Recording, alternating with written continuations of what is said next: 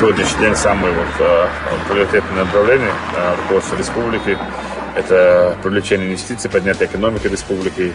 Нам нужны и развитие промышленности, и сельское хозяйство, и без туризма, без санаторий, без курортов Чечня не может.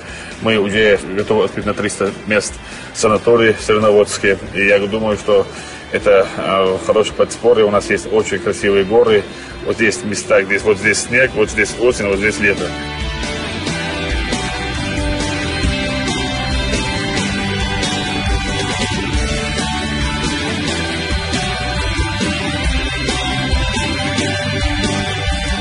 Мы сегодня восстановили республику, сформированы все ветви власти, мы построили новую экономику, мы развиваем экономику республики. И я думаю, что каждый день мы открываем новые объекты. Вот в этом году более 7-8 тысяч рабочих мест создали. Мы открыли предприятия, открыли там торговые, развлекательные центры, открыли заводы, фабрики.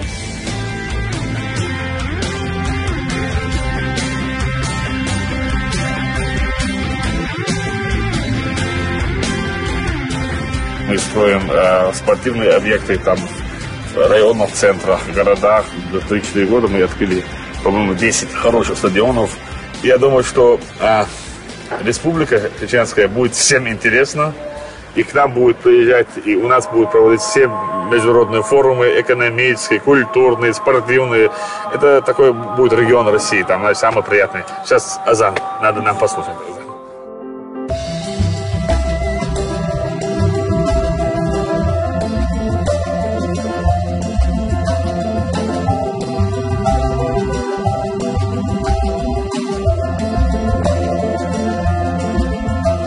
Я искренне верю, что мусульмане, я этим горжусь, и каждый должен гордиться и придерживаться своей веры, традиции, обычаи, культуры народов.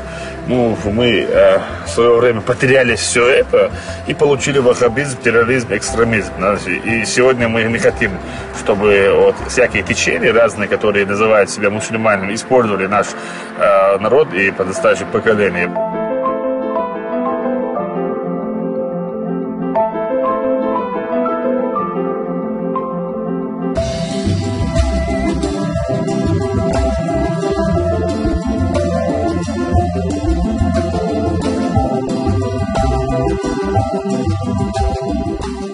Я говорю, что я сын своего народа, что я патриот, что я слуга Всевышнего. И все, что там, если ты построил там здание, это не значит, что там должны гордиться. Я буду гордиться, если я все, что, так сказать, завещал нам наш первый президент, воплотим в жизнь.